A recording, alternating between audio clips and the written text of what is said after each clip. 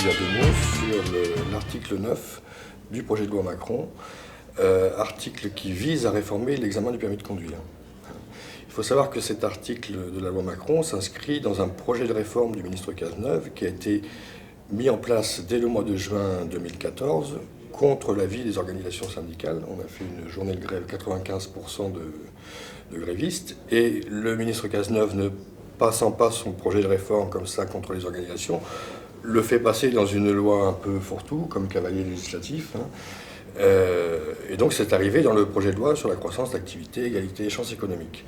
Donc nous sommes allés, le syndicat CGT-PTAS, à la commission des lois de l'Assemblée pour demander le retrait de l'article 9 dans un premier temps.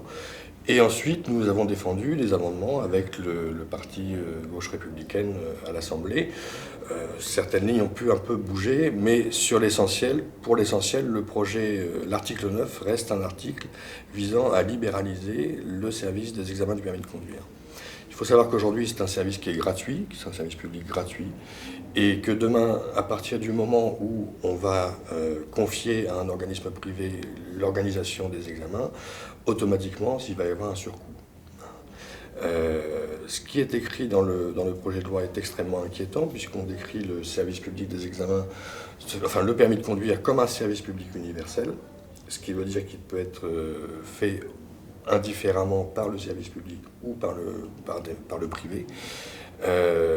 On voit bien derrière ce projet de loi l'ambition du gouvernement qui est de démanteler morceau par morceau les examens du permis de conduire, en commençant par le code, ce qu'on appelle le code de la route, puis les permis poids lourds et ensuite les permis B. Alors la revendication que nous avons posée, nous, est de dire si il s'avère qu'il y a des problèmes de délai qui sont trop longs entre deux examens, ce qui est vrai dans certaines grandes villes, mais ce qui n'est pas vrai sur l'ensemble du territoire. Il n'est pas nécessaire de légiférer pour régler un problème qui est spécifique à certaines grandes villes.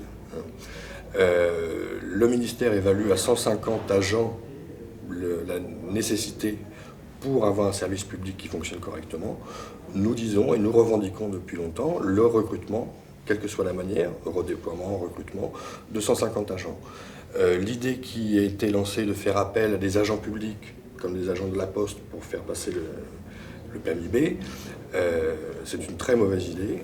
Premièrement, ça sous-entend qu'à la Poste, il y a des gens qui se tournent les pouces, ce qui est, à mon avis, pas vrai. Et quand on dit on va le faire passer par des agents publics, nous disons oui, d'accord, faisons-le passer par des agents publics. Si jamais il s'avérait que dans tel ou tel ministère, il y a des agents sous-employés, ce que je ne crois pas, à ce moment-là, on peut faire du redéploiement, et sinon, on fait du recrutement. C'est 150 agents sur 5 millions de fonctionnaires. Il faut savoir ce qu'on veut. Si on veut un service public au service de la jeunesse, eh bien, on met 150 agents dessus, c'est pas insurmontable.